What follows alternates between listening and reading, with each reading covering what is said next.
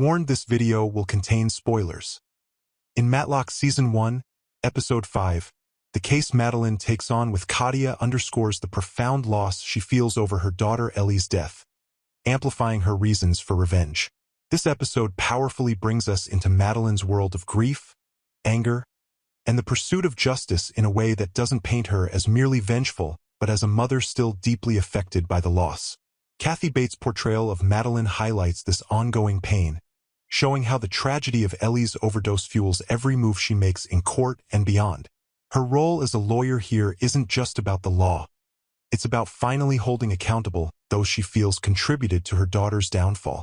Madeline's scenes with Katia bring back painful memories of Ellie, triggering waves of emotion that nearly derail her.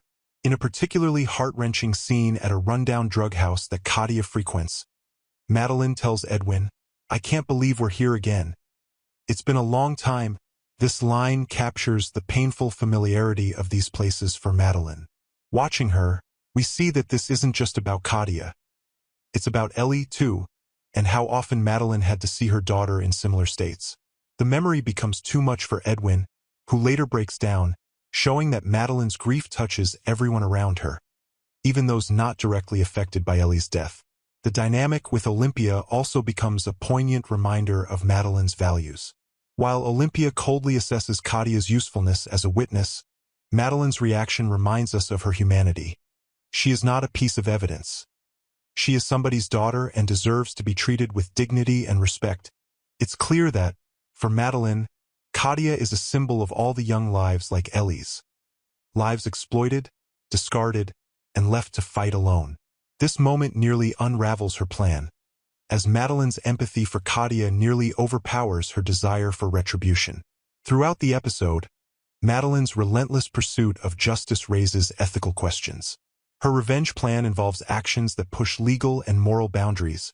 She adopts a false identity, infiltrates Jacobson and Moore's circle, lies about her past, steals Olympia's computer, and even involves her young grandson, risking his safety and future. But for Madeline, each morally ambiguous act is justified by the bigger picture, exposing those who, in her view, are responsible for Ellie's death.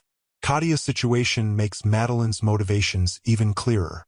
Forced into relapse to stop her from testifying, Katia's vulnerability echoes Ellie's struggles with addiction, revealing how often people are used as collateral in the opioid crisis, especially by those in power. The episode draws parallels between Katia's story and Ellie's tragic fate. Just as the powerful tried to silence Katia, Jacobson and Moore's actions led Ellie down a similar destructive path. For Madeline, there's a sense that exposing these people isn't just revenge. It's a moral responsibility to ensure no one else endures what Ellie did. This layer of the story paints Madeline's revenge as an act rooted in justice, giving viewers a complex look at how grief and guilt can push someone to the edge. What are your thoughts on Madeline's actions?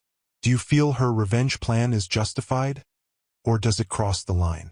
Let us know in the comments, and don't forget to share your perspective on how Katia's story deepens Madeline's journey for justice.